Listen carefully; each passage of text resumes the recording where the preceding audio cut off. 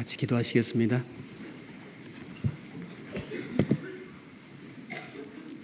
우리를 사랑하시는 살아 역사하시는 하나님 아버지, 모든 찬송과 감사와 영광을 하나님께만 돌립니다. 죄로 말미암아 심판을 받고 지옥에 갈 수밖에 없는 비참한 죄인들을 먼저 사랑하심으로 아무 값 없이 공로 없이 구원해 주신 우리 하나님, 저희가 그 주님의 사랑으로 거저 구원함을 받았습니다. 주님의 사랑을 깨달은 거룩한 자녀들, 오늘 주일 아침 하나님 말씀 앞에 함께 모였습니다. 우리에게 구원을 주신 주님, 또한 우리에게 은혜를 주시고 능력을 주시고 힘을 주셔서 악한 세상 마귀가 다스리는 이곳에서 우리 믿음을 지키며 복음을 전할 수 있도록 도와주시옵소서. 오늘도 우리에게 꼭 필요한 말씀 주시고 우리의 심령 속에 깊이 새겨서 우리가 이 세상 살아갈 때 이기며 승리하며 살아가는 저희가 되게 도와주옵소서.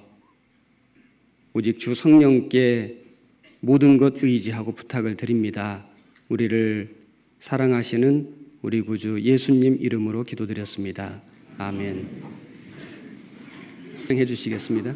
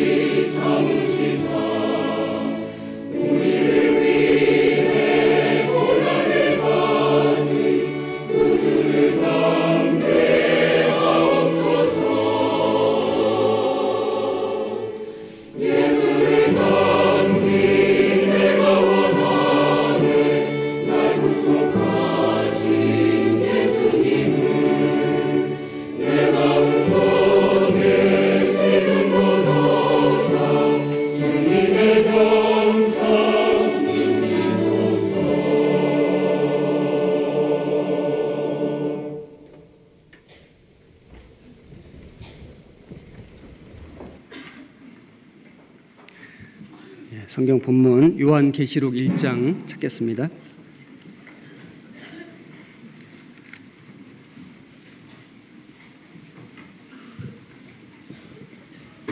신약성경 99페이지 요한계시록 1장 9절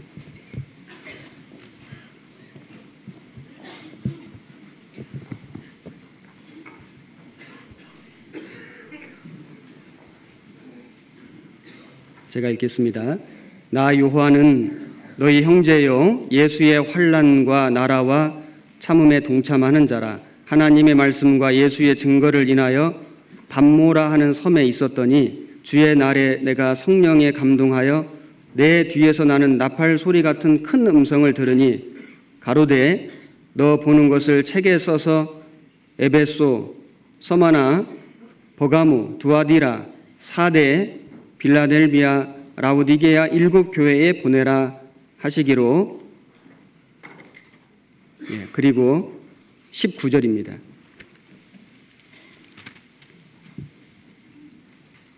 19절 말씀은 한 절만 같이 읽겠습니다. 그러므로 네 본 것과 이제 있는 일과 장차 될 일을 기록하라. 이 요한 목사님께서 일본 선교 중이십니다. 그래서 제가 오늘 대신 여기 올라오게 되었습니다. 오늘은 요한계시록을 중심으로 해서 나의 밤모섬 이런 제목으로 함께 말씀을 배워보도록 하겠습니다. 요한계시록을 기록한 사람은 사도 요한입니다. 사도 요한은 예수님의 제자들 중에서 가장 사랑을 많이 받은 사람 중 한 사람이라고 할 수 있습니다. 예수님 돌아가시기 전날 예수님 품에 기대서 예수님과 함께 대화를 나누던 사람이 바로 사도 요한이었습니다. 그리고 사도 요한은 예수님의 사도들 중에서 가장 오래 살았습니다. 거의 모든 사도들은 복음을 전하다가 순교당했는데 사도 요한은 자연사를 했습니다. 그리고 100세 정도까지 살았다고 합니다. 오늘날 100세도 장수인데 그 당시 100세는 정말 오래 산 겁니다. 사도 요한이 5권의 성경책을 기록했는데 요한복음, 그리고 요한 1서, 요한 2서, 요한 3서, 오늘 우리가 읽은 요한계시록입니다.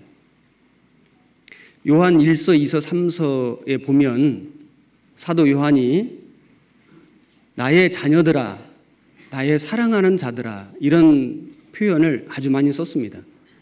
그리고 하나님은 사랑이시라, 서로 사랑하라.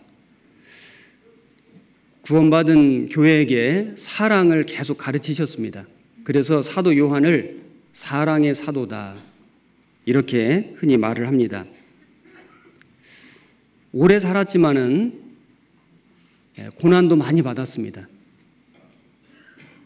사랑을 많이 받았지만은 고난이 없는 것은 아니었습니다. 고난이 있다고 해서 하나님의 사랑을 받지 못하는 것은 아닙니다. 로마 도미티아누스 황제 시절에 에베소에서 사역할 때 사도 요한을 유배를 보냈습니다. 그 유배지가 바로 밤모섬입니다. 밤모섬은 지금은 파트모스라고 하는 섬으로 불립니다. 그리스 영토입니다. 에게해라고 하는 바다가 있습니다. 바다가 적어서 에게해한 그런 뜻이 아닙니다. 그리스하고 터키 사이에 있는 바다입니다. 거기 13개의 섬이 있는데 그 중에 아주 작은 섬이 이 밤모섬입니다. 그래서 남북 길이가 한 16km 정도 되고 동서 길이는 한 10km 정도 되는 우리나라 거제도 정도 되는, 거제도보다 더 작을지 모르겠습니다. 그런 아주 작은 섬인데 그 당시는 유배지였습니다. 중죄인들을 보내는 그런 유배 장소였습니다. 사도 바울은 복음을 전한다는 이유로 이 밤모섬에 유배를 갔습니다. 그 땅은 아주 황무했고 비가 많이 오지 않습니다. 그런데 지금은 이 반모섬이 아주 유명한 휴양지가 됐습니다. 아주 많은 사람들이 찾아오는 관광지가 됐습니다. 사도 요한은 이 반모섬에서 요한계시록을 기록했습니다. 그때 요한의 나이가 95세 정도 되었습니다. 몇 년 전에 성지순례 때 이 반모섬에 가볼 기회가 있었습니다. 그곳에 가면은 요한의 동굴이 있습니다. 요한이 워낙 연로했기 때문에 서거나 또는 무릎을 꿇고 기도하지 못하고 거의 비스듬히 누워서 기도했다고 합니다. 그래서 요한이 그 비스듬히 누웠던 흔적들, 그리고 손을 붙잡고 일어났던 그 흔적들이 지금도 남아 있습니다. 요한이 반모섬에 유배간 것은 분명 큰 고난이었습니다. 그런데 그 고난을 통해서 하나님은 영광스러운 역사를 나타내 주셨습니다. 그런 일들은 아주 많습니다. 사도 바울도 복음을 전하다가 많은 고난을 받았습니다. 감옥에도 수없이 갔습니다. 그런데 바울도 그 고난이 곧 영광이 될 거라고 얘기를 했습니다. 여기 요한계시록에 줄을 넣어서 표시를 해 놓으시고 에베소서 3장을 찾겠습니다.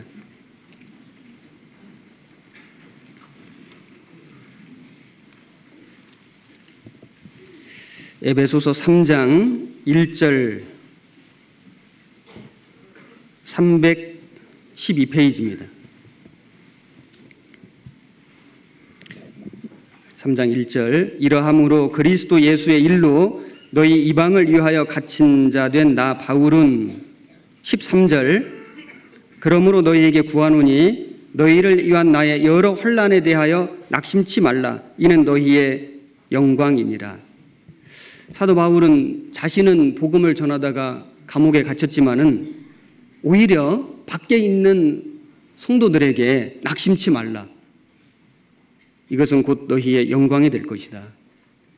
실제로 그랬습니다. 우리나라 역사를 보면은 죄수들을 유배 보낸 일들이 많이 있습니다. 그런데 이 세상에서도 그런 그 유배지에서 오히려 아주 큰 업적을 남기는 일들이 많이 있었습니다.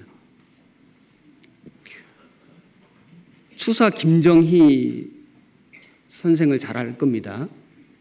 추사체로 유명하죠. 그분이 명필을 넘어서 신필이라고 일컬어졌습니다. 그런데 추사체를 개발한 것이 어디냐면은 그가 조선시대에 그 당파 싸움에 휘말려 가지고 9년간 제주도로 귀향을 갔습니다. 유배를 간 겁니다. 서울에서 가장 먼 섬으로 쫓아내버린 겁니다. 당시 유배는 정치적으로는 생매장입니다. 그런데 그 유배지에 가서 김정희 선생이 추사체를 만들었습니다. 그래서 역사 이래 가장 글씨를 잘 쓰는 아주 유명한 사람이 됐습니다. 다산 정약용 선생 잘 아시죠? 이분도 역시 유배를 갔습니다. 그 유배지가 전남 강진입니다. 18년을 유배를 살았습니다. 그런데 이 정약용 선생이 쓴 많은 책들이 있는데 그 중에서 대부분이 그 유배 시절에 쓰여졌다고 합니다. 목민심서 같은 것은 아주 전 세계적으로 유명한 책이죠. 그 유배 생활이 얼마나 고난이 많았겠습니까? 그런데 그 고생이, 그 고난이, 그 고통이 아주 큰 업적을 이루는 바탕이 됐습니다. 신앙 안에서도 이런 일들은 참 많습니다. 우리가 익히 잘 아는 철로 역정을 쓴 존 버녀는 감옥에서 12년 있었습니다. 감옥에 있는 동안에 철로 역정이라는 아주 대단한 책을 만들었습니다. 물론 사도 바울도 수없이 감옥에 갇혔습니다. 감옥에서 여러 권의 성경을 기록했습니다. 사도 요한도 반모섬에 유배를 갔습니다. 그 유배지에서 그 고생과 고난과 고통 속에서 하나님의 계시를 받은 겁니다. 하나님은 그 고생과 그 고난과 고통이 있는 그 유배지에서도 하나님의 역사를 이루신 겁니다. 오히려 그 유배지가 그들에게는 영광이 되었습니다. 그 반모섬에 가면은 성 요한 수도원이라는 곳이 있습니다. 그곳에 가면은 이제 요한을 기념하는 많은 것들이 있는데 그 중에 그림들이 또 많이 있습니다. 그 중에 기억에 남는 한 그림이 있는데 40명의 그리스도인들을 로마 병사가 처형하기 위해서 겨울날 차가운 그 얼음 호수 속에 들어가게 했습니다. 그들이 처음에는 찬송을 힘있게 불렀는데 이제 점점 밤이 돼가고 날이 점점 추워지고 그러자 찬송 소리도 점점 잦아들었습니다. 이제 생명이 이제 거의 다 해가는 겁니다. 그때에 하늘에서 천사들이 금 면류관을 가지고 찬송하는 소리가 들리는 겁니다. 그리스도의 군사 40명, 순교자 40명, 면류관 40개로다. 그리고 이제 천사들이 면류관을 가지고 쭉 내려오는데 그 중에 한 사람이 그 마지막 고비를 못 넘기고 그만 그 얼음 호수에서 뛰쳐나오는 겁니다. 그런데 고초를 서던 한 로마 병사가 그 천사들이 그 면류관 들고 내려오는 그걸 보고 그 뛰쳐나온 사람에게 얼른 자기 옷을 벗어주고 자기가 그 호수로 뛰어 들어가면서 찬송을 부르는 겁니다. 그리스도의 군사 40명, 순교자 40명, 금면류관 40개로다. 영광은 고난을 통해서 오는 겁니다. 그래서 no cross, no crown 아시죠? 십자가 없이 영광이 없는 겁니다. 주님도 십자가의 달리심으로 영광을 받으셨습니다. 요한계시록 1장 9절입니다.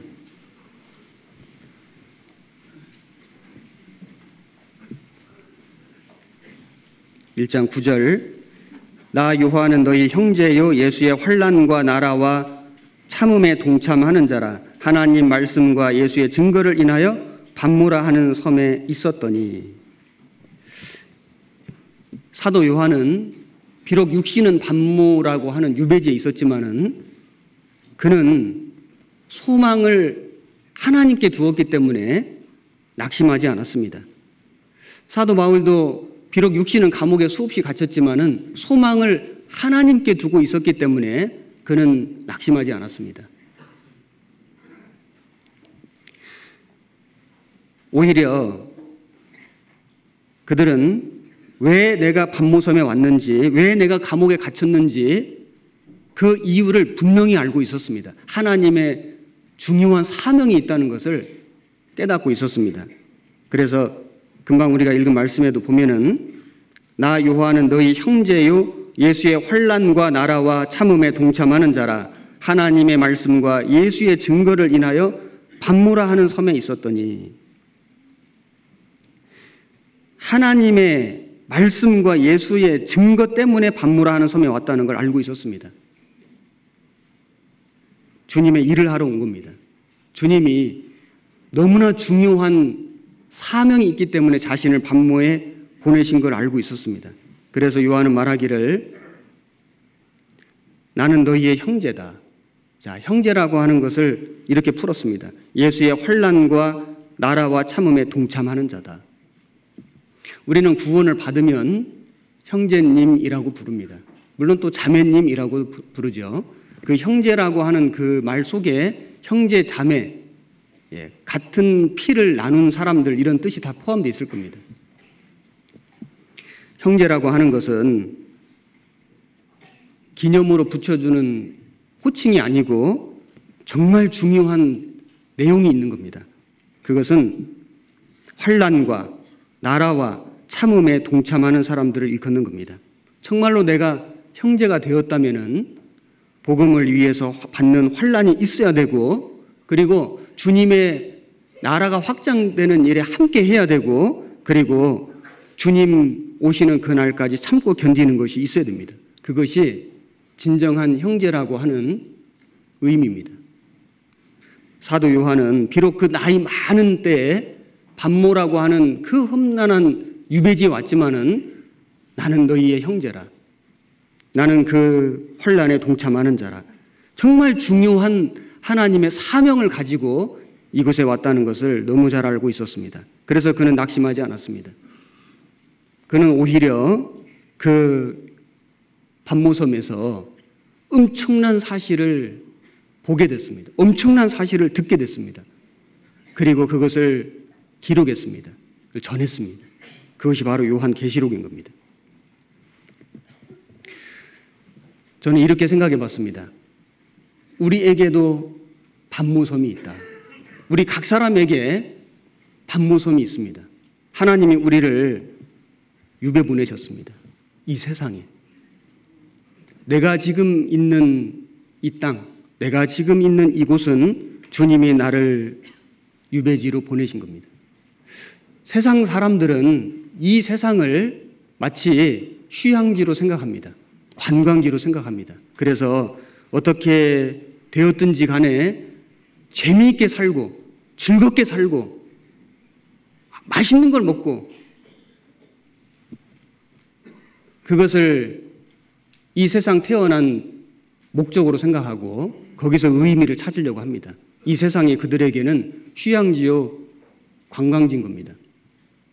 그런데 구원받은 거듭난 그리스도인들은 이 세상이 휴양지나 관광지가 아니라 하나님이 사명을 가지고 이 땅에 보내신 유배지와 같다는 것을 생각해 봤으면 좋겠습니다. 이 세상이, 이 땅이, 내가 있는 이곳이 유배지라고 생각한다면은 신앙 안에서 생길 수 있는 많은 문제들이 아주 자연스럽게 해결이 될 거라고 생각합니다. 내가 거듭났는데 하나님의 자녀가 되었는데 왜 이렇게 고생이 많을까? 유배지이기 때문에 그런 겁니다. 왜 이렇게 환난이 많을까? 유배지이기 때문에 그런 겁니다. 왜 이렇게 핍박이 많을까? 유배지이기 때문에 그런 겁니다. 우리는 불편한 것이 많고 내 뜻대로 안 되는 것이 너무 많은 겁니다. 유배지인 겁니다. 사도 요한은 이 반모섬에서 하나님의 계시를 받았습니다. 계시라고 하는 것은 한자로 열 개자입니다. 열어서 보여주신다. 깨우쳐 보여주신다. 이런 뜻입니다. 또 다른 말로는 묵시라고도 하는데 조용히 가르쳐 주신다. 조용히 뜻을 나타내 주신다. 뭐 이런 뜻도 있다고 합니다. 성경을 읽어보면은 세상의 역사를 예언한 책들이 많이 있는데 구약의 대표적인 책이 다니엘입니다. 다니엘서를 보겠습니다. 다니엘서 12장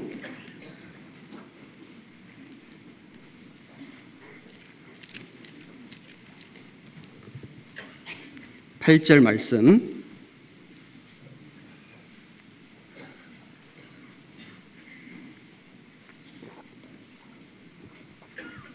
구약성경 1255페이지 다니엘서 12장 8절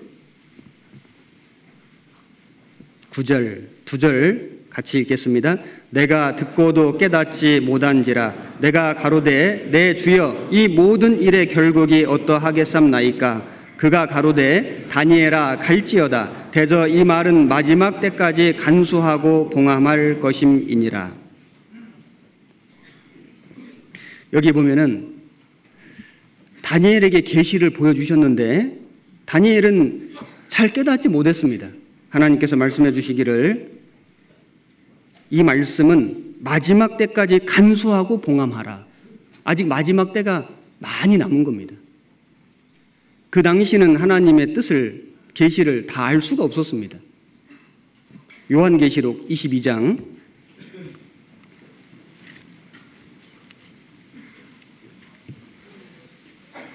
10절입니다.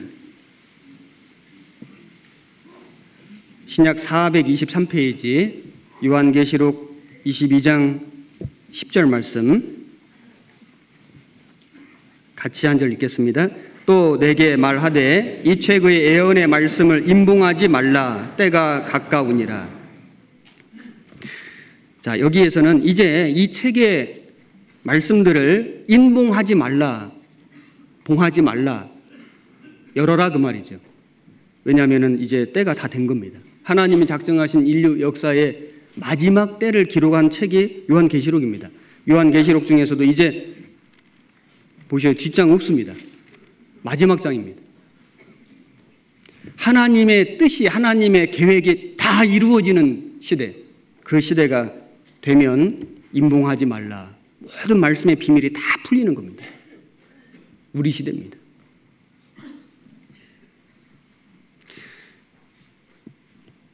성경을 읽어보면은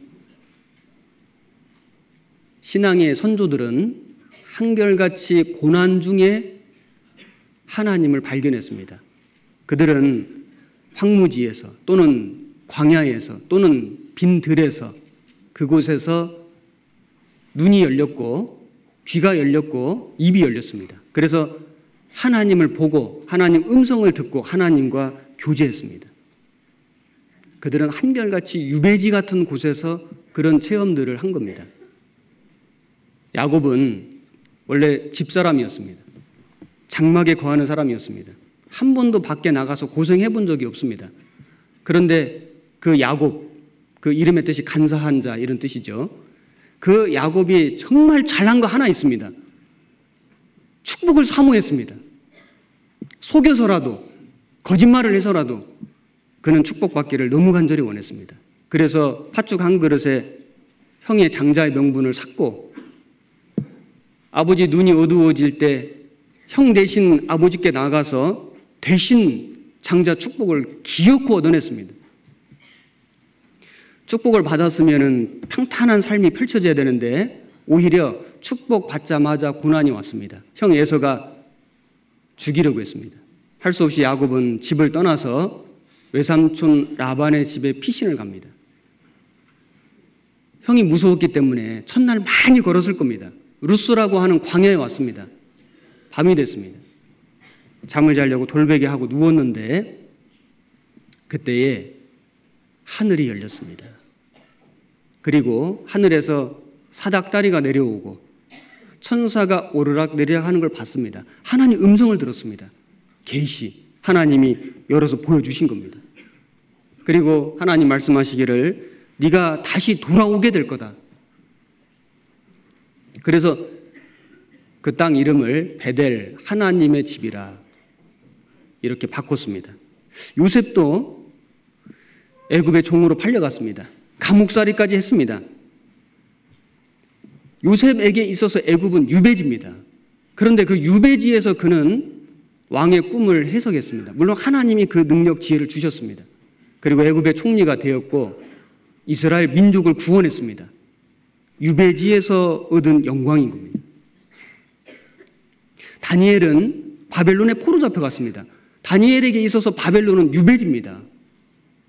그런데 그곳에서 그는 믿음을 지켰고 그리고 계시를 받습니다. 그래서 다니엘서를 기록했습니다. 세상의 역사를 보여주신 겁니다.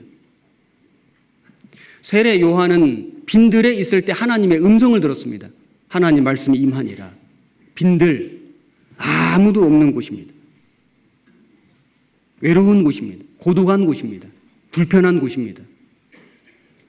신앙의 선조들은 어려운 여건 속에 있을 때 계시를 받은 것이 맞습니다. 그들은 특별히 황무지, 광야, 빈들, 유배지 같은 그런 곳에 있을 때 그들은 하나님의 임재를 받고 하나님 음성을 들었고 하나님과 교통했습니다. 선교사들은 유배지 같은 곳에 가는 사람들이라고 생각합니다.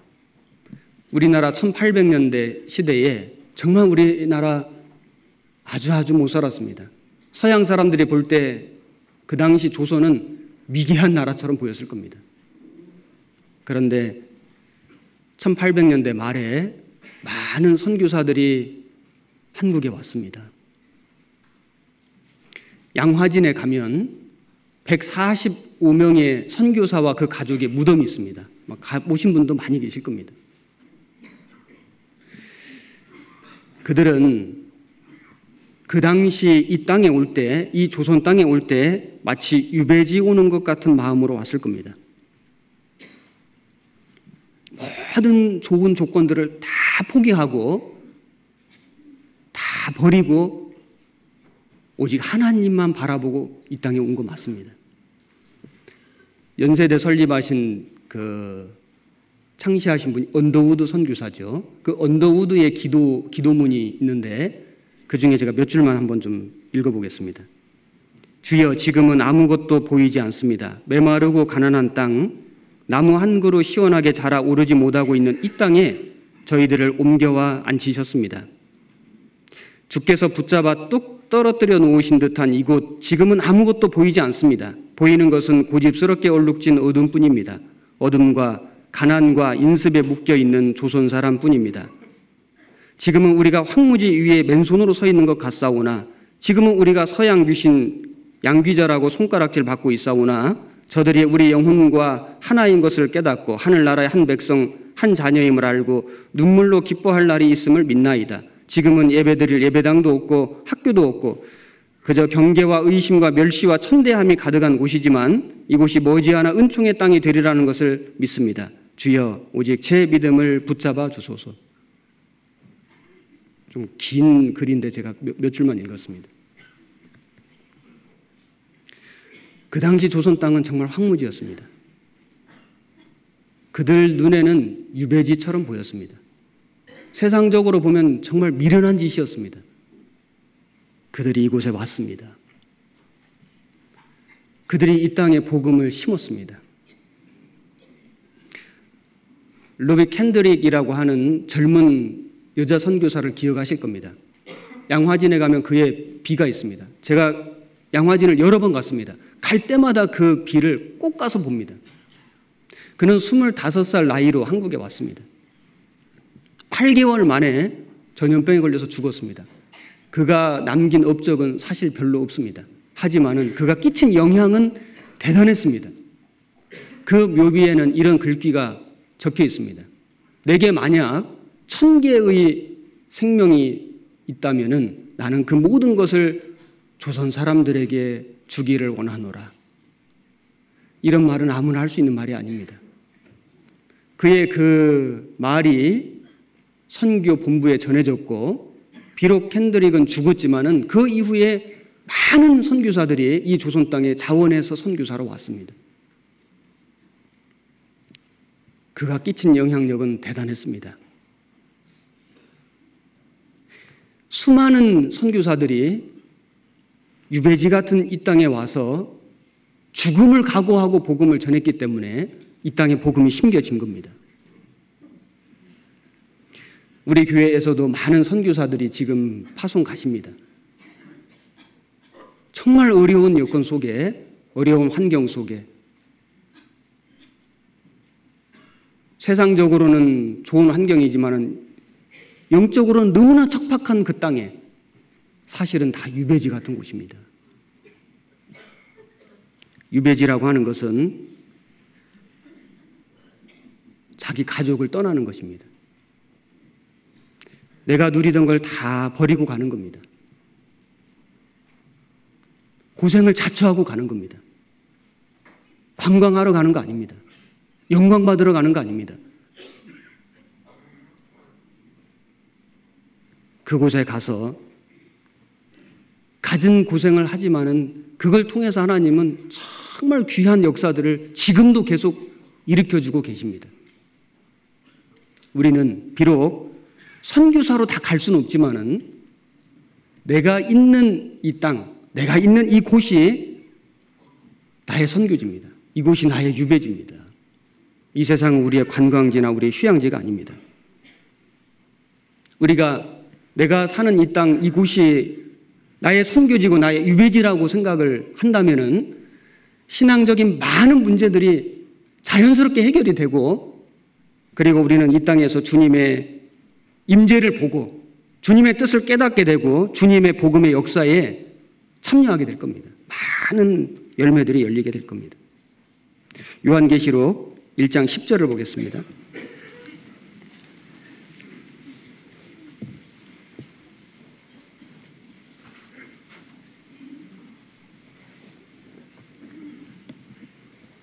(1장 10절) 주의 날에 내가 성령에 감동하여 내 뒤에서 나는 나팔 소리 같은 큰 음성을 들으니 가로되 너 보는 것을 책에 써서 에베소, 서머나, 버가모, 두아디라, 사데, 빌라델비아, 라우디게아 7 교회에 보내라 하시기로. 자, 여기 보면 사도 요한이 계시를 받은 뒤에 한 일들이 쭉 나옵니다.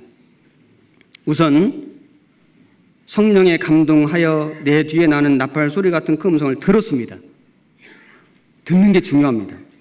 그리고 너 보는 것을 봤습니다. 그리고 책에 써서 썼습니다. 그리고 보내라 하시기로 전했습니다. 참으로 주님의 뜻을 깨달았다면은, 계시를 받았다면은 우리는 그 보고 들은 것을 기록하고 전하는 것, 이것이 우리가 할 일인 겁니다. 3절에 1장 3절 이 예언의 말씀을 읽는 자와 듣는 자들과 그 가운데 기록한 것을 지키는 자들이 복이 있나니. 그리고 할 일이 지키는 겁니다. 지킨다는 것은 말씀대로 사는 겁니다. 순종입니다. 19절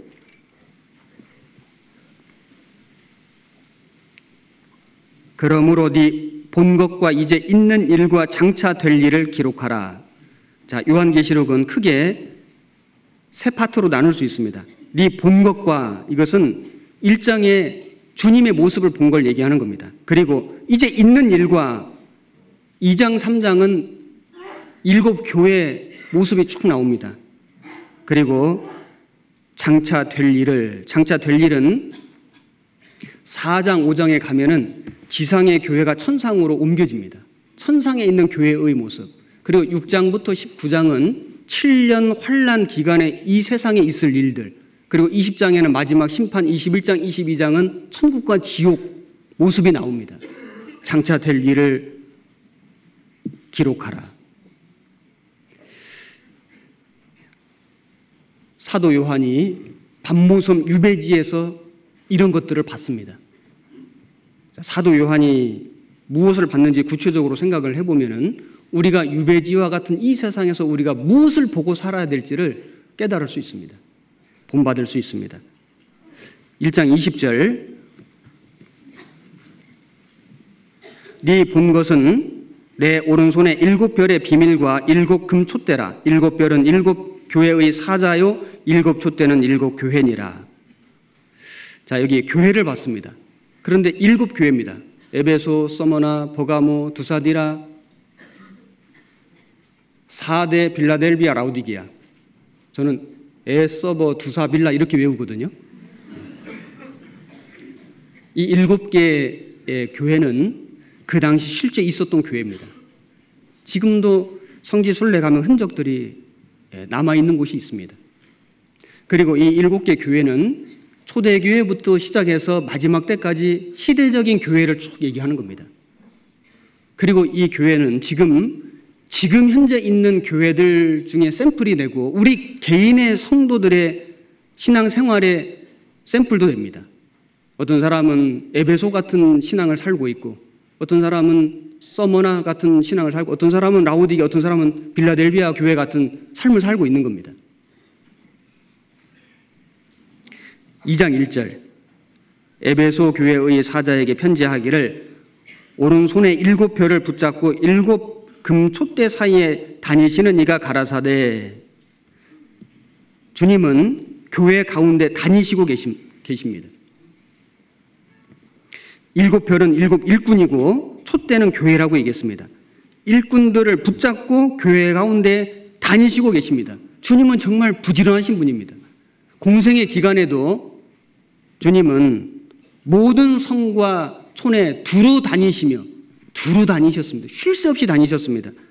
회당에서 가르치시고 천국 복음을 전파하시고 모든 병든 자와 약한 자를 고치시니라 부지런히 하셨습니다. 그 주님이 부활 승천하신 뒤에 지금도 교회 가운데 다니신다는 거 아셔요? 고린도후서 6장 보겠습니다. 고린도후서 6장 16절입니다.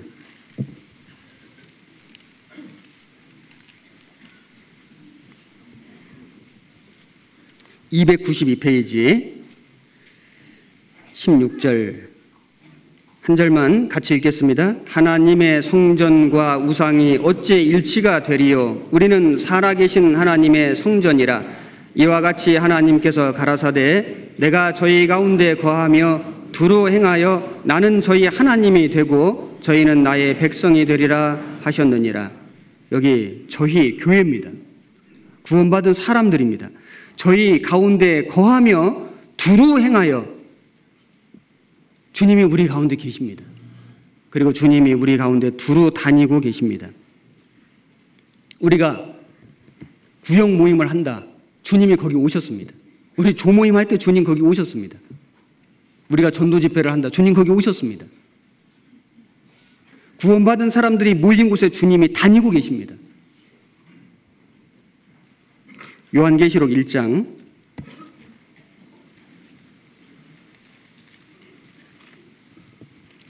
표시해 놓으신 곳을 계속 찾으시면 됩니다.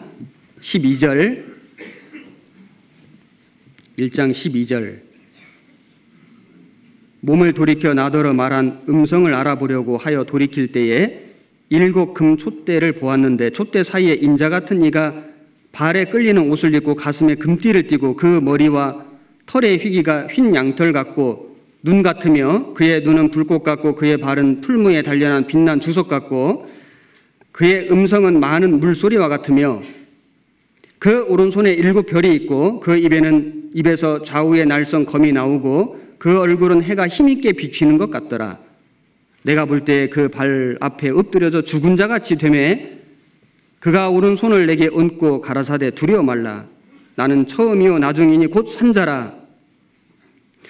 내가 전에 죽었었노라. 볼지어다 이제 세세토록 살아있어 사망과 음부의 열쇠를 가졌노니. 자, 여기 보면 교회 가운데 다니시는 주님의 모습이 나옵니다. 주님이 어떤 분이신지를 잘 알 수 있습니다. 우선 보면은 발에 끌리는 옷을 입었습니다. 13절이죠. 아주 긴 옷을 입은 겁니다. 이것은 왕의 또는 제사장의 의복을 얘기하는 겁니다. 초림하시는 예수님은 초라하셨습니다. 그분은 십자가에 벌거벗고 돌아가셨습니다. 그런데 여기 발에 끌리는 옷을 입는 이 모습은 아주 영광스러운 모습으로 오시는 주님을 얘기하는 겁니다. 그리고 가슴에 금띠를 띠고 일꾼들이 일할 때 허리에 띠를 띱니다. 가슴에 띠를 띠는 것은 아주 신분이 높은 사람을 얘기하는 겁니다. 그것도 금띠를 띠었습니다. 주님이 승리하시고 그리고 아주 높아지신 모습을 얘기하는 겁니다. 그 머리와 털에 휘기가 흰 양털 같고 흰머리 많이 나신 분은 주로 연세가 많으시죠. 주님은 연세가 많습니다. 무려 영원살입니다. 주님은 영원부터 영원까지 계신 분입니다. 인생을 많이 사신 분에게는 지혜가 있습니다. 사실입니다. 주님은 영원히 사시는 분이기 때문에 지혜가 무궁합니다. 전지하신 예수님이신 겁니다. 그리고 그의 눈은 불꽃 같고 불꽃이 있으면 잘 보이잖아요. 불꽃 같은 눈으로 통찰해 보시는 분입니다. 모든 것을 다 아시는 주님. 그리고 그의 발은 풀무에 단련한 빛난 주석 같고 노쇠입니다. 심판을 얘기하는 겁니다. 주님은 재림하실 때 이 세상을 심판하러 오십니다. 사단 마귀를 그 발로 밟으실 겁니다. 그의 음성은 많은 물소리와 같으며 많은 물, 엄청난 물이 흘러내릴 때 그 소리가 아주 웅장합니다. 주님의 말씀은 아주 위험이 있습니다. 그 오른손에 7 별이 있고 오른손은 능력입니다. 능력의 손에 7 별이 있습니다. 하나님의 일꾼들이 하나님의 능력의 손에 붙잡혀 있습니다. 그래서 하나님이 이끄시는 대로 따라갑니다. 예수님 초림하셨을 때, 아기로 태어나셨을 때 동방 박사들은 별 보고 따라갔습니다. 별이 그들을 예수님께로 인도했습니다. 오늘날 주님의 손에 이끌린 많은 일꾼들이 많은 영혼들을 주님께로 인도하고 있습니다. 그리고 좌우에 날선 검이 입에서 나오며 하나님 말씀은 좌우에 날선 검과 같습니다. 찔러 쪼갭니다. 다 드러냅니다.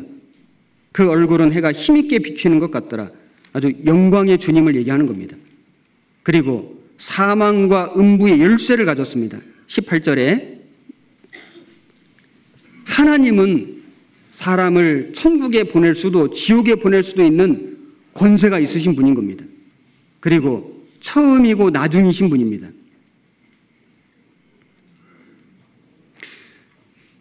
세세토록 살아계신 하나님이십니다.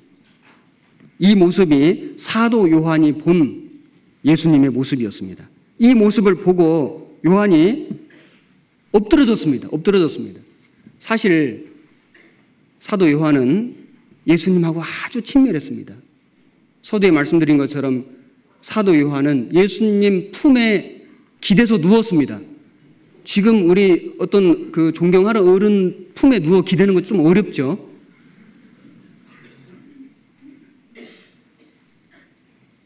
물론 그 당시 풍습도 있었지만은 요한은 예수님 사랑을 많이 받은 거 맞습니다. 그런데 그 예수님의 영광스러운 재림하시는 모습을 본 요한이 그 예수님 발 앞에 엎드려져서 죽은 자 같이 되매 아주 혼절했습니다. 너무너무 영광스러운 위험 있는 모습이었기 때문에 그가 마음속에 두려움이 있었습니다. 이 두려움은 구원받지 못한 사람이 죄 때문에 받는 심판받을 것에 대한 두려움이 아닙니다. 정말 이 영광스러운 그 위험 있는 그 하나님 앞에 구원받지 못한 사람이 선다면 얼마나 두렵겠습니까? 요한은 구원받은 사람이고 요한은 그런 심판의 두려움은 아니지만은 거룩한 두려움이 있었습니다. 이것을 경외심이라고 할 수 있습니다. 경외하는 마음이 있어야 됩니다. 우리도 주님을 두려워하잖아요. 심판받을까 두려운 게 아니죠. 주님이 너무나 거룩하신 분이고 주님이 너무나 영광스러운 분이신 것을 알기 때문에 우리는 그 주님을 두려워하는 겁니다. 거룩한 두려움. 그래서 그 헬라어에 보면은 코람데오라는 말이 있습니다. 하나님 앞에서 이런 뜻이거든요. 사실 우리는 그런 의식을 늘 가지고 사는 것이 필요합니다. 그것을 다른 말로 신전의식이다 이렇게 표현할 수도 있습니다. 하나님 앞에서 살아가는 삶, 어디에 있든지 늘 내 앞에 하나님이 계신다. 그 영광스러운 주님, 그 위험 있는 주님, 그 능력의 주님이 내 앞에서 불꽃 같은 눈으로 나를 바라보고 계신다는 걸 생각하면은 우리는 정말 거룩한 두려움이 생길 수밖에 없습니다. 사도 요한은 그 영광스러운 능력의 주님이 교회 가운데 두루 다니시는 걸 본 겁니다. 교회를 받고 교회 가운데 다니시는 주님을 본 거예요. 그랬다면 사도 요한이 이 교회를 다시 봤을 겁니다. 정말 교회가 얼마나 소중한 곳인지, 얼마나 대단한 곳인지, 얼마나 영광스러운 곳인지. 그 주님이 그 교회가 너무 소중한 곳이기 때문에 그 교회를 떠나지 않고 계속 다니고 계신 겁니다. 우리도 사도 요한처럼 이 교회 가운데 이 영광스러운 주님이 다니시는 것을 안다면은 우리가 교회 올 때마다 마음속에 경외심 갖고 올 겁니다. 어떤 모임이 있을 때마다 경외심을 갖고 참석할 겁니다. 조심할 겁니다. 근신할 겁니다. 함부로 말하지 않을 겁니다. 왜냐하면 주님이 우리 가운데 다니신다는 걸 알기 때문에. 사도 요한은 엎드러졌습니다. 사실 우리도 그 주님 앞에 엎드려져야 됩니다. 그리고 사도 요한은 이 지상의 교회가 천상으로 옮겨지는 걸 봤습니다. 요한계시록 4장 1절입니다. 4장 1절 이 일 후에 내가 보니 하늘에 열린 문이 있는데 내가 들은 바 처음에 내게 말하던 나팔 소리 같은 그 음성이 가로되 이리로 올라오라 이후에 마땅히 될 일을 내가 네게 보이리라 하시더라. 자, 여기 이 일 후에라는 것은 어떤 상황, 장면이 전환되는 걸 얘기하는 겁니다. 이제 2장, 3장은 지상에서의 교회 모습이었습니다. 그런데 이 지상의 교회를 주님이 재림하실 때 천상으로 들어 올립니다. 이것을 한자로는 휴거, 들휴, 끌거, 랩처라고 하죠. 그래서 사도 요한은 하늘의 열린 문을 통해서 천상으로 옮겨진 교회 모습을 미리 본 겁니다. 계시죠. 계시해 주신 겁니다. 그리고 그 뒤에 6장부터 19장은 이제 교회가 휴거된 이후에 이 땅에서 벌어질 하나님의 재앙, 환난의 모습이 쭉 나오는 겁니다. 교회는 환난 전에 휴거됩니다. 어떤 학자들은 잘못된 주장을 펼치는데 교회도 환난 속에 들어간다. 그래서 환난을 대비해야 된다. 기타 여러 가지 말들을 하지만은 성경은 정확하게 교회는 환난 전에 들림 받도록 되어 있습니다. 깨어 있으라 그랬죠. 생각지 않은 때 인자가 오리라. 환난 중에 들어가서 주님이 오신다면은 깨어 있으라는 말이 의미가 없습니다. 벌써 알고 있잖아요. 언제 주님이 오실지 모르기 때문에, 갑자기 오시기 때문에 깨어 있으라고 한 겁니다. 그리고 요한계시록 3장 10절에 보면은 3장 10절, 네가 나의 인내의 말씀을 지켰은즉 내가 또한 너를 지키어 시험의 때를 면하게 하리니 이는 장차 온 세상에 임하여 땅에 거하는 자들을 시험할 때라. 이거 환난입니다. 이것이 7년 재앙입니다. 그런데 교회를 그 시험의 때를 면하게 해주시겠다고 아주 분명히 말씀해 주셨습니다. 4장 2절, 내가 곧 성령에 감동하였더니 보라 하늘에 보좌를 베풀었고 그 보좌 위에 앉으신 이가 있는데 앉으신 이의 모양이 벽옥과 홍보석 같고 또 무지개가 있어 보좌에 둘렸는데 그 모양이 녹보석 같더라. 또 보좌에 둘려 24 보좌들이 있고 그 보좌들 위에 24 장로들이 흰 옷을 입고 머리에 금 면류관을 쓰고 앉았더라. 자, 여기 보면 이제 천상에 올려진 교회의 모습인 겁니다. 보좌 위에 앉으신 분은 물론 하나님이시죠. 그리고 그 보좌 옆에 24 보좌가 또 있는 겁니다. 그리고 24 장로들이 앉아 있는데 이것은 모든 구원받은 성도들을 얘기하는 겁니다.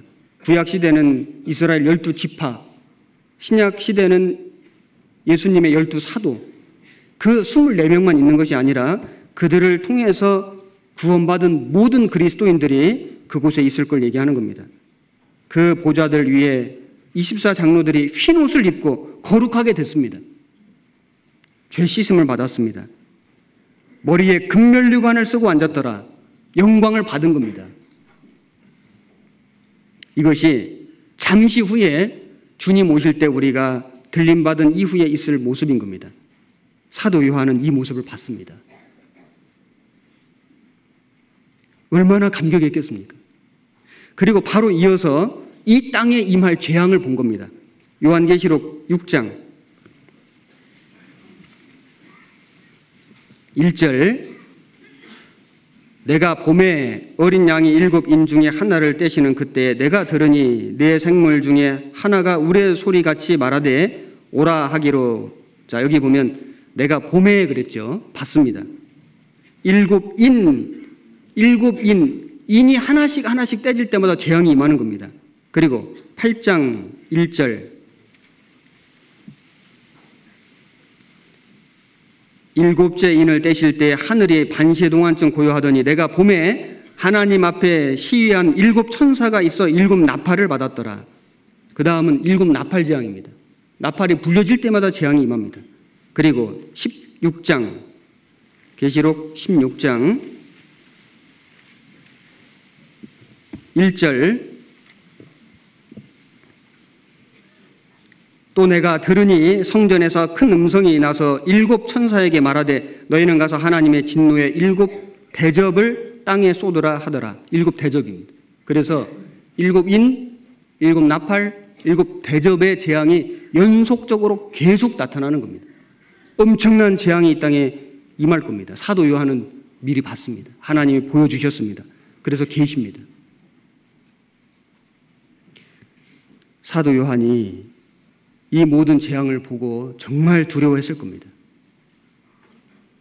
우리는 마지막 때를 살고 있기 때문에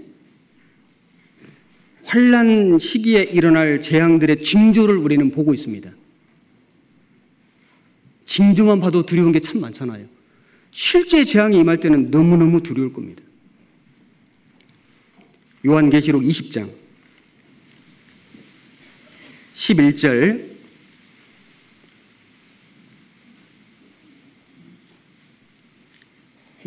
11절 또 내가 크고 휜 보좌와 그 위에 앉으신 자를 보니 땅과 하늘이 그 앞에서 피하여 간데 없더라. 또 내가 보니 죽은 자들이 무릉대소하고 그 보좌 앞에 섰는데 책들이 펴 있고 또 다른 책이 펴졌으니 곧 생명책이라. 죽은 자들이 자기 행위를 따라 책들에 기록된 대로 심판을 받으니 바다가 그 가운데서 죽은 자들을 내어주고 또 사망과 음부도 그 가운데서 죽은 자들을 내어주매 각 사람이 자기 행위대로 심판을 받고 사망과 음부도 불못에 던지우니 이것은 둘째 사망 곧 불못이라. 누구든지 생명책에 기록되지 못한 자는 불못에 던지우더라. 이 세상에도 재판받는 곳이 있습니다. 사람이 죄를 짓고 재판받을 때 얼마나 두려울까요? 그런데 하물며 이제 하나님 앞에 가서 자기 평생 지은 죄를 가지고 심판을 받습니다. 이것은 최후의 심판입니다. 이것은 절대적으로 공의로운 심판인 겁니다. 철저한 심판이고 그리고 아주 공정한 의로운 심판이 될 겁니다. 죄를 지은 사람은 빠져나갈 곳이 없을 겁니다. 그리고 심판을 받고 지옥에 떨어집니다. 사도 요한은 심판받는 모습을 봤습니다. 하나님 보여주신 겁니다.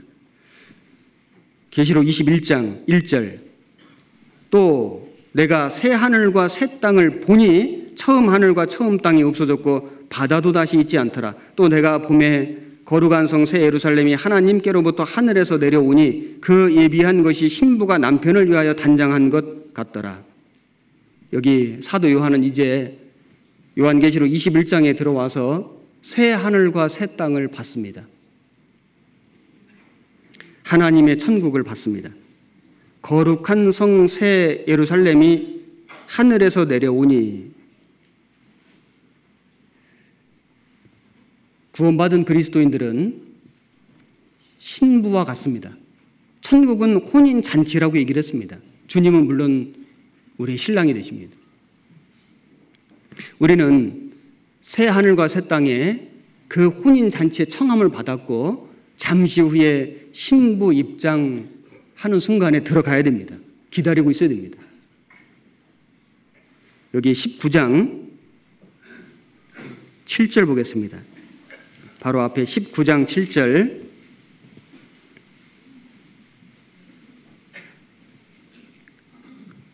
한 절만 같이 읽겠습니다. 우리가 즐거워하고 크게 기뻐하여 그에게 영광을 돌리세 어린 양의 혼인 기약이 이르렀고 그 아내가 예비하였으니. 그리고 9절 한 절 같이 읽겠습니다. 천사가 내게 말하기를 기록하라 어린 양의 혼인잔치에 청함을 입은 자들이 복이 있도다 하고 또 내게 말하되 이것은 하나님의 참되신 말씀이라 하기로. 어떤 사람이 결혼식을 날짜를 잡아놓고 잊어버리는 사람이 있겠습니까?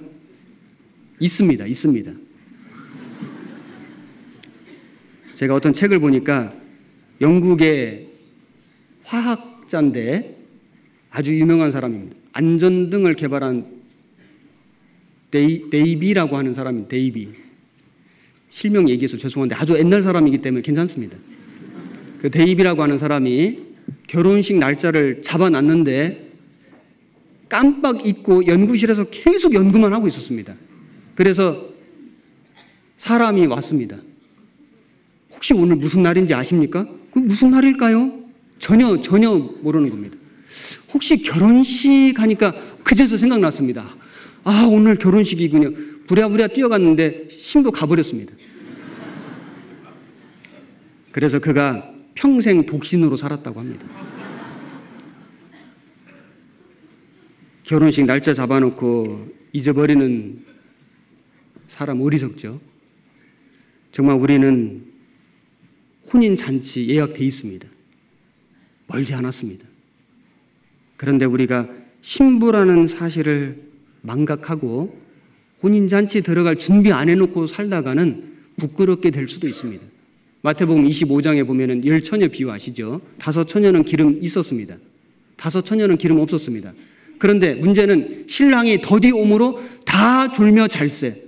기름 있는 처녀도 졸았습니다. 그런데 갑자기 소리가 들렸습니다. 신랑이로다. 나와서 맞으라. 우리도 그 말을 들을 날이 너무 가까웠습니다. 정말 준비하고 살아야 됩니다. 성경에 정신을 차리고 이런 말이 있죠. 우리 부모님들이 자녀들에게 이 말 자주 하시죠. 정신 좀 차려라. 지금이 어느 때인 줄 알고 이 말을 우리가 들어야 됩니다. 정말 우리는 정신을 차려야 됩니다. 요한계시록 22장 1절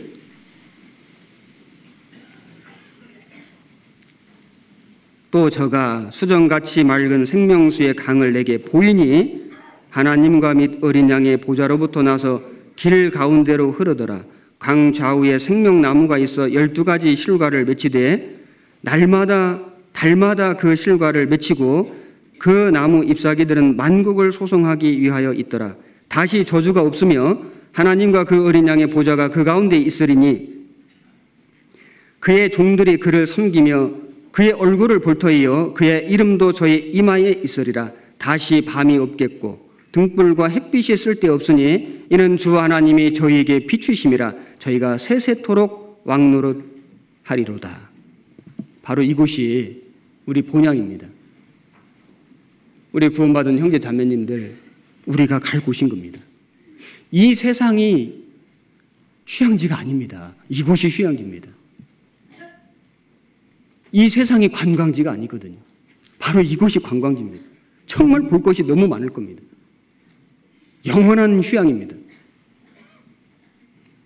그런데 우리는 유배지에서 관광을 하고 유배지에서 휴양하려니까 자꾸 문제 생길 수 있습니다. 왜 이렇게 불편한 게 많습니까? 왜 이렇게 힘든 게 많습니까? 왜 이렇게 제대로 된 것이 없습니까? 유배지이기 때문에 그런 겁니다. 사도 요한은 가장 마지막에 천국과 지옥을 봤습니다. 하나님 보여주셨습니다. 그리고 성경이 이제 끝이 납니다. 우리는 왜 전도해야 할까요? 천국이 있기 때문에 전도하는 겁니다. 천국이 없다면 우리가 우리 교회 교인대라고 하는 게 아니지 않습니까? 천국이 있기 때문에 복음 전해야 되는 겁니다. 우리 왜 전도해야 됩니까? 지옥이 있기 때문에 전도하는 겁니다. 유황 불못, 다시는 나올 수 없는 그 무서운 지옥이 실제 있기 때문에 우리는 전도하지 않을 수가 없습니다. 우리 왜 전도해야 됩니까? 내가 전도하지 않으면 그 사람이 천국에 못 오기 때문에. 왜 전도해야 됩니까? 내가 전도하지 않으면 그 사람이 지옥에 가기 때문에 전도하지 않을 수가 없습니다. 단지 그것입니다.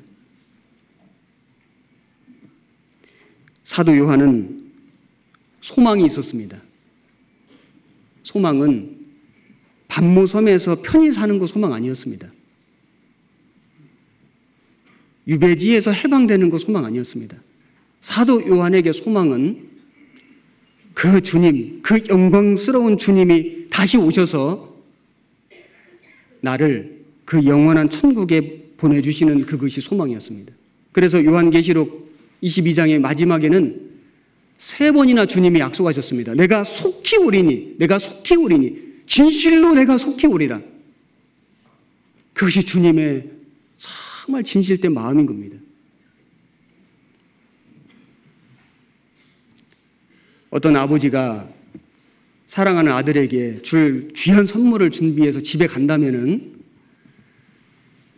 아버지 마음이 더 간절하겠습니까? 아들 마음이 더 간절하겠습니까? 이렇게 얘기하면 꼭 두 패가 나오더라고요.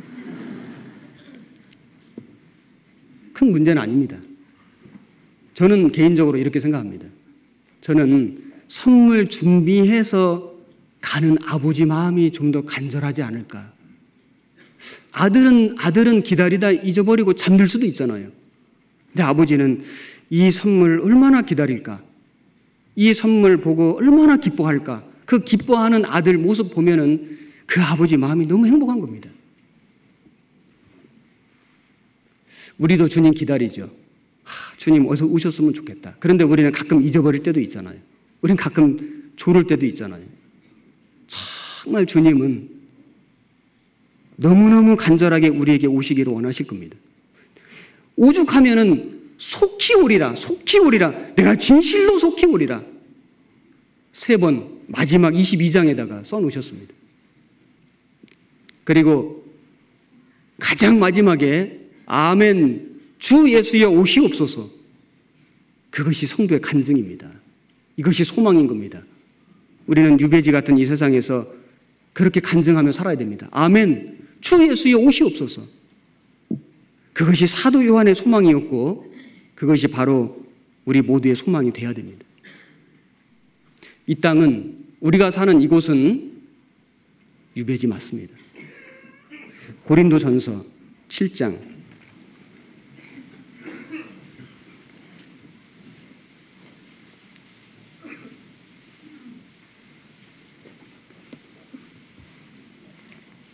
17절 신약 270페이지입니다. 오직 주께서 각 사람에게 나눠주신 대로 하나님이 각 사람을 부르신 그대로 행하라. 내가 모든 교회에서 이와 같이 명하노라. 20절 각 사람이 부르심을 받은 그 부르심 그대로 지내라. 24절 형제들아 각각 부르심을 받은 그대로 하나님과 함께 거하라. 여기 하나님이 나를 부르신 곳. 사람은 부르심을 받잖아요. 구원 받을 때 부르심 받은 겁니다. 소명, 콜링, 우리는 부름 받았습니다. 하나님이 나를 이 땅에서, 이 나라에서, 이 도시에서, 그리고 어느 직장에서, 어느 가정에서 어떤 환경과 어떤 형편 속에 있을 때 거기서 나를 부르신 겁니다. 그 부르심 받은 그대로 행하라. 그대로 하나님과 함께 거하라. 현재 내가 있는 그곳에 하나님이 부르실 때 나를 보내신 겁니다. 그렇지 않습니까? 하나님이 이 나라에 나를 보내신 겁니다. 이 도시에 나를 보내신 겁니다. 이 교회에 나를 보내신 겁니다. 이 가정에 나를 보내셨습니다. 불교 집안일지라도, 카톨릭 집안일지라도, 무교 집안일지라도, 핍박하는 가족이 있을지라도, 아무도 구원받은 사람이 없을지라도 그곳에 나를 보내신 거예요. 그대로 주와 함께 거하라. 그곳이 나의 반모섬입니다. 믿음 지키고 복음 전하는 것이 결코 쉽지 않습니다. 너무 당연한 겁니다. 왜냐하면 유배지이기 때문에 그런 거예요. 7장 29절 29절 형제들아 내가 이 말을 하노니 때가 단축하여진 고로 이후부터 안에 있는 자들은 없는 자같이 하며 우는 자들은 울지 않는 자같이 하며 기쁜 자들은 기쁘지 않은 자같이 하며 매매하는 자들은 없는 자같이 하며 세상 물건을 쓰는 자들은 다 쓰지 못하는 자같이 하라. 31절 한 절만 같이 읽겠습니다. 세상 물건을 쓰는 자들은 다 쓰지 못하는 자같이 하라. 이 세상의 형적은 지나감이니라. 여기 형적은 지나간다. 그 어떤 영어 성경에 보면은 패션이라고 되어 있습니다. 유행 지나가잖아요. 이 세상 유행처럼 지나갈 것이다. 그래서 나그네와 행인이라고 얘기했습니다. 이 세상은 목적지가 아닙니다. 여기에 마음 두고 살지 말라고 얘기했습니다. 이 세상을 자꾸 휴양지로 생각하니까 자꾸 마음에 문제가 되는 겁니다.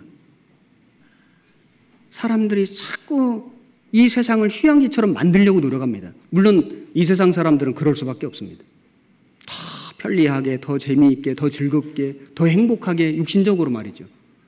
그런데 세상 바람에 휩쓸려서 구원받은 성도들도 이 세상이 휴양지인 줄로 착각하고 자꾸 이 세상에서 행복하게, 이 세상에서 더 즐겁게, 이 세상에서 더 편리하게 살려고만 애쓰고 있지는 않은지 우리 자신을 돌아볼 필요가 있습니다. 디도서를 보겠습니다. 디도서 1장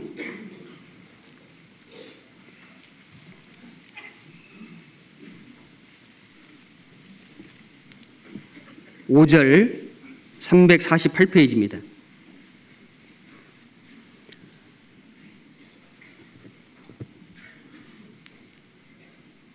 5절 한 절만 같이 읽겠습니다. 내가 너를 그레데에 떨어뜨려 둔 이유는 부족한 일을 바로잡고 나의 명한대로 각 성의 장로들을 세우게 하려 함이니. 여기 보면은 디도를 그레데라고 하는 섬에 떨어뜨려 두었다, 이렇게 표현했습니다. 그레데, 오늘날 크레타라고 하는 섬이 있습니다. 아주 큰 섬입니다. 지중해에 있습니다. 그런데 이 그레데 섬의 특징은 12절에 보면은 12절, 그레데인 중에 어떤 선지자가 말하되 그레데인들은 항상 거짓말장이며 악한 짐승이며 배만 위하는 게으름장이라 하니 이 증거가 참되도다. 자, 여기 보면 그레데 사람들은 아주 게으르고 거짓말을 많이 하고 아주 악했습니다. 도덕적으로 타락한 도시입니다. 그리고 종교적으로도 아주 타락하고 변질되어 있었습니다. 복음이 핍박을 받고 있었습니다. 율법주의가 만연해 있었습니다. 바로 그곳에 디도를 떨어뜨려 둔 겁니다. 떨어뜨렸다는 것은 영원히 거기에 남겨뒀다는 게 아니라 잠깐 거기 머물게 했다는 뜻입니다. 디도에게 그레데 섬은 유배지 같은 곳이었습니다. 사실 육신적으로 그곳에 가는 걸 원치 않았을지 모릅니다. 그런데 왜 하나님이 디도를 그레데 섬에 떨어뜨려 두셨을까요? 분명한 이유가 있습니다. 그래서 5절에 보면은 부족한 일을 바로잡고 나의 명한대로 각성의 장로들을 세우게 하려 함이니. 디도를 그레데에 떨어뜨려 둔 것은 바로잡아야 될 너무 많은 문제들이 있었기 때문에 그 일을 위해서 디도를 보낸 겁니다. 디도 별명이 해결사였답니다. 해결사. 우리가 어떤 어려운 곳에 사람 보내려면은 그 일을 잘 해결할 만한 사람 보내지 않습니까? 그리고 장로들을 세우려 함이라, 교회를 세우기 위해서, 교회의 일꾼들을 세우기 위해서 디도를 해결사로 보낸 겁니다. 우리가 이 세상에 해결사로 왔습니다. 우리가 이 땅에, 이 도시의 해결사로 왔습니다. 우리가 이 교회 해결사로 여기 왔습니다. 우리가 우리 가정의 해결사입니다. 우리 직장에 내가 해결사입니다. 그렇게 한번 생각을 해보셔요. 문제 많습니다. 이 세상의 문제투성입니다. 이 나라의 문제투성입니다. 이 도시에도 문제투성이고 교회 안에도 문제 있을 수 있습니다. 가정 안에는 문제 없습니까? 문제 많이 있습니다. 문제 없는 날 없습니다. 그런데 우리는 왜 이곳에 있냐면은 문제 삼으려고 있는 것이 아니라 문제 해결하려고 있는 겁니다.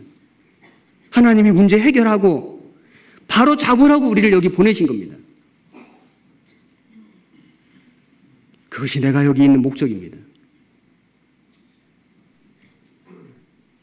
우리는 너무나 중요한 사명을 띠고 이 땅에 살고 있는 겁니다. 사도 바울은 밤모섬에서 자기 사명을 깨달았습니다. 그 사도 요한에게 엄청난 것들을 계시해 주셨습니다. 열어서 보여주셨습니다. 우리가 우리의 사명을 깨닫고 산다면 정말 주님이 우리의 눈을 열어서 신령한 것들을 보게 해 주실 겁니다.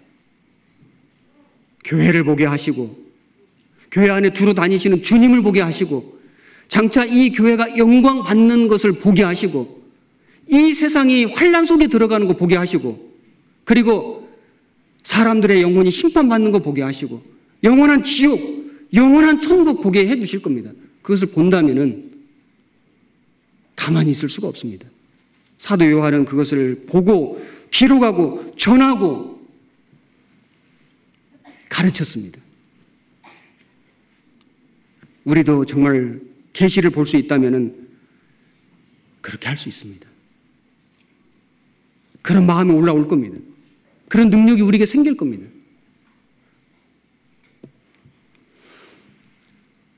지금 우리 온 나라가 슬픔에 잠겨 있습니다. 저는 지난 춘계 수양회 때 세월호 침몰 사고 소식을 들었습니다.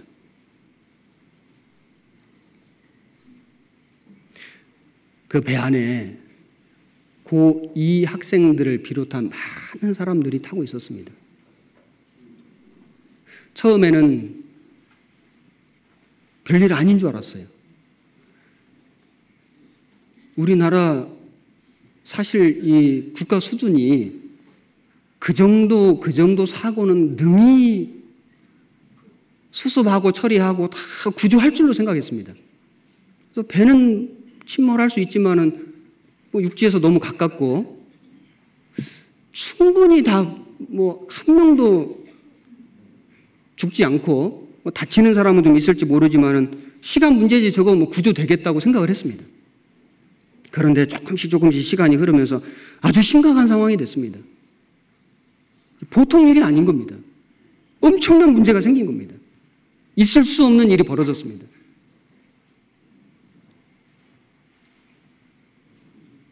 저는 아들이 둘 있습니다. 둘 다 고등학생입니다. 그 침몰 사고 난 저녁에 계속해서 뉴스를 틈틈이 보면서 아들이 생각이 났습니다. 그래서 평소에 하지도 않는 화상 채팅을 했습니다.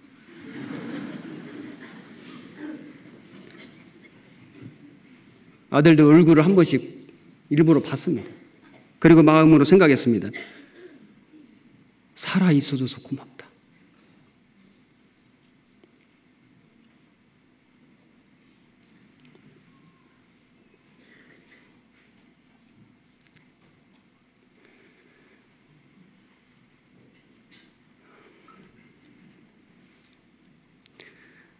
그 뱃속에 구조를 기다리는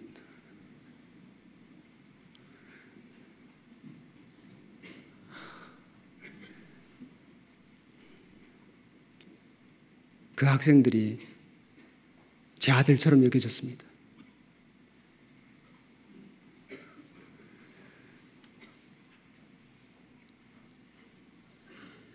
그 부모들의 심정이 어떨까?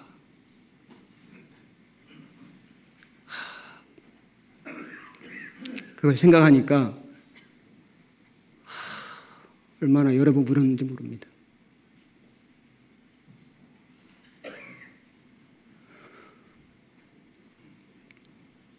저뿐만이 아닐 겁니다. 모든 부모들이 다 그랬을 겁니다. 아니, 모든 국민들이 다 그랬을 겁니다. 지금도 마찬가지입니다. 어떤 어머니는 이렇게 말했습니다. 저 바닷물을 다 마셔서 내 아들을 구할 수 있다면 마시고 싶다 그랬습니다. 오죽하면 그런 생각을 했겠습니까?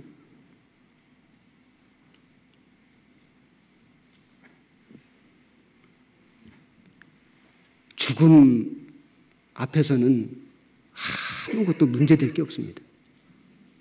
우리는 간혹 우리 자녀들에게 이런저런 문제를 삼습니다. 옷 좀 걸어라. 방 청소 좀 잘해.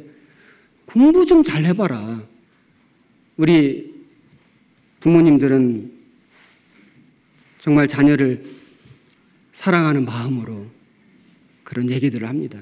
그런데 제가 생각을 해봤습니다. 죽음 앞에서 그런 것들이 중요한 것이 아니구나. 살 수만 있다면은, 살릴 수만 있다면은 옷 안 걸어도 되고, 방 청소 안 해도 되고, 공부 못 해도 돼. 살아만다고 살아만. 그것이 우리들의 마음일 겁니다. 생명, 살아있다는 것, 그건 너무너무 중요한 겁니다. 그것보다 더 중요한 것은 없습니다. 그런데 우리는 영원한 생명을 가졌습니다. 정말 우리 여기 계신 모든 분들은 영생을 얻은 겁니다. 우리는 이 세상에 그토록 소중한 육신의 생명보다도 비교할 수 없는 엄청난 영원한 생명을 우리는 가진 겁니다. 그 영원한 생명을 가지고 있는 우리, 이 세상에 문제될 게 아무것도 없습니다. 용서 못할 게 아무것도 없습니다. 우리는 다 이해하고 다 용납하고 정말 우리는 사랑할 수 있습니다. 영원한 생명을 가졌잖아요.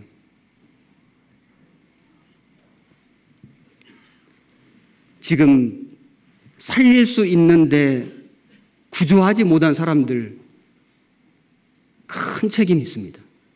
아마도 책임을 물을 겁니다.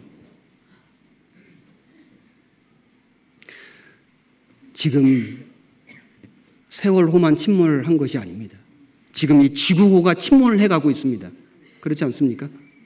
이 세상이 지금 침몰하고 있습니다. 수없이 많은 생명들이 그 속에 타고 있습니다. 그들은 구조를 기다리고 있습니다. 누가 가서 그들을 구조해야 될까요? 우리입니다. 우리는 건져야 될 책임이 있습니다. 죽어가는 생명을 건지지 않은 책임이 크다면은 지옥 가는 영혼을 건지지 않은 책임은 얼마나 크겠습니까? 하나님 우리에게 책임을 물으실 겁니다. 우리는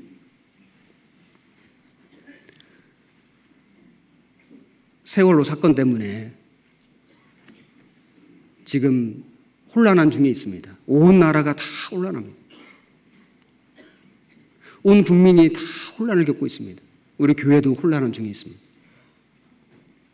그런데 우리는 교회 가운데 두루 다니시는 주님이 계신 것을 확신하기 때문에 그 주님께서 결국은 이겨주실 걸 믿습니다.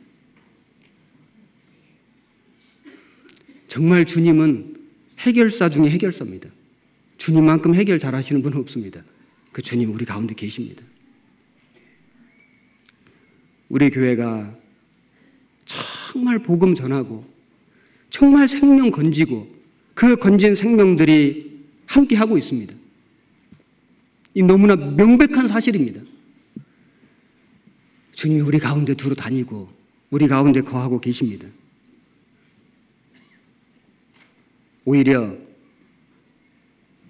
전화위복, 복 중에 제일 좋은 복은 로또 복권이 아니고 전화위복입니다. 어려운 상황들이 많지만은 하나님이 위기를 기회로 만들어서 오히려 교회를 지키시고 마지막 시대에 더 많은 영혼들 한 사람이라도 더 건질 수 있도록 우리 함께 해주실 거 믿습니다.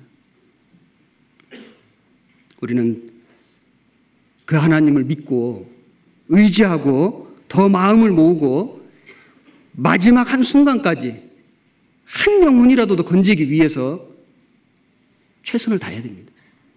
그것이 우리의 본분입니다. 이 땅, 이 세상, 이곳은 휴양지가 아닙니다. 우리는 유배지에 왔습니다.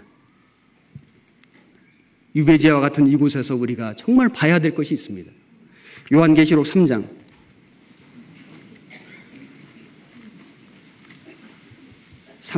17절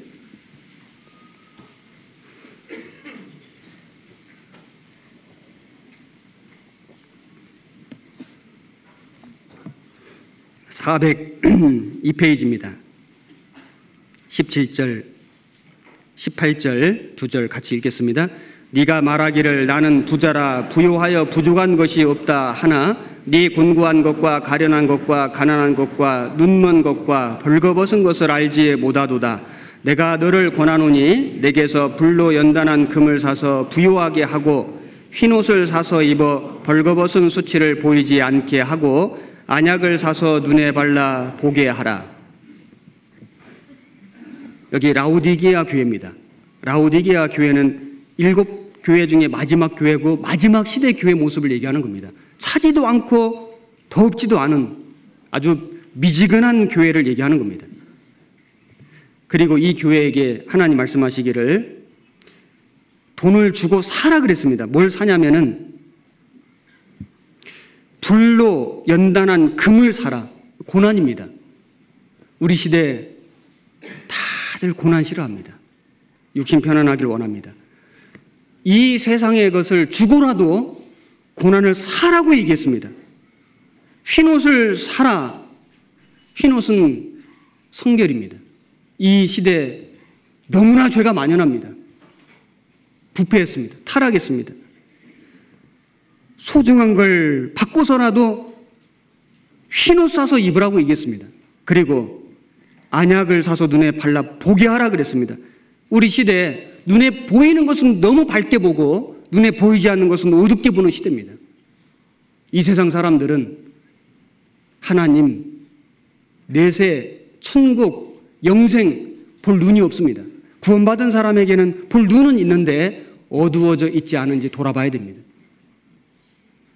우리가 구원을 받았고 천국 소망이 있고 이 땅에 보내짐을 받았는데 사명을 잃어버리고 살면은 세상 보는 눈은 너무 맑아지고 그래서 세상 사람들처럼 살아가고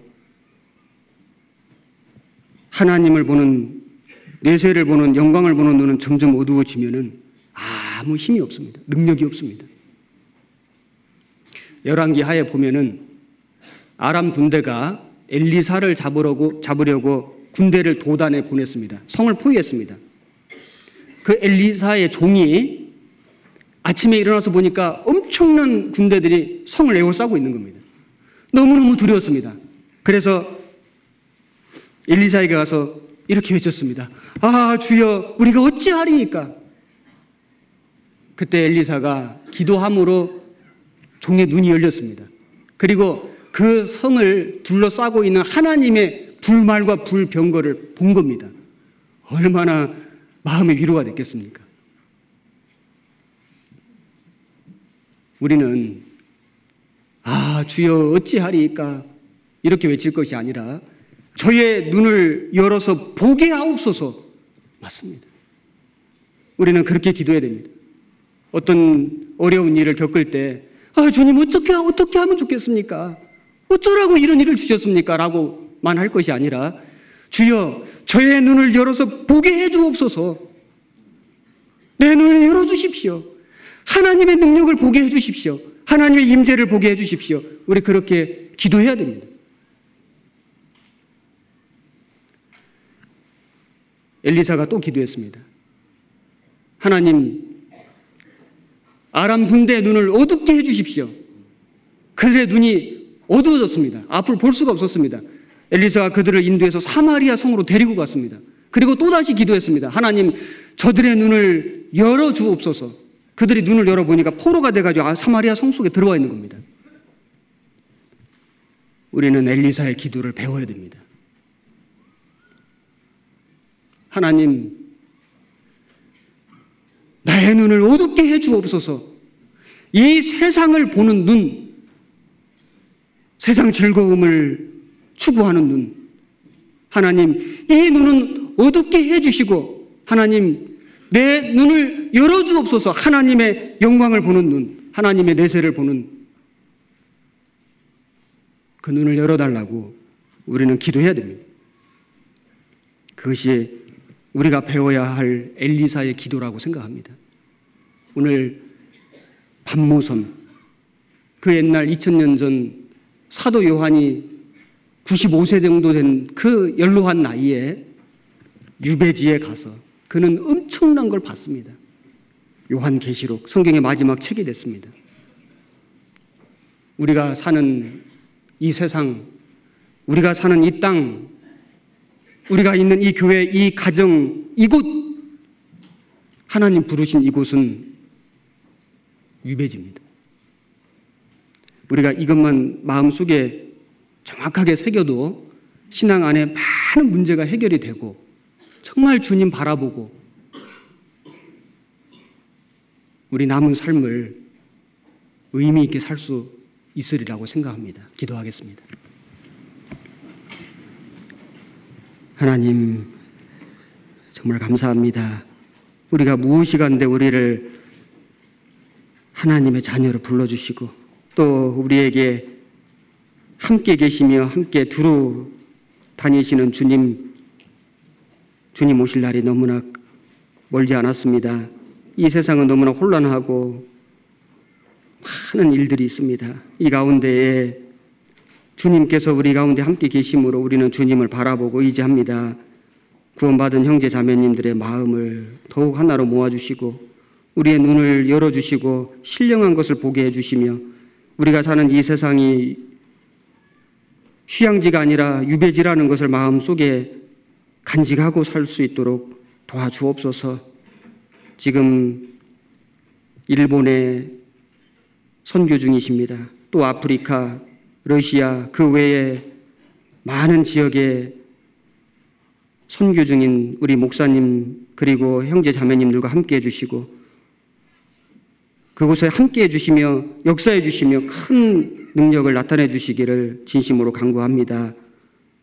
전 세계에 복음 전하는 우리 선교사님들 그 가족들 함께 해주시고 유배지 같은 그곳에서 더욱 주님 바라보고 더욱 주님 의지하고 최선 다해서 주님 복음 전하는 우리가 되게 해 주옵소서. 모든 주신 은혜 앞에 감사드리며 우리를 사랑하시는 우리 구주 예수님 이름으로 기도드렸습니다. 아멘.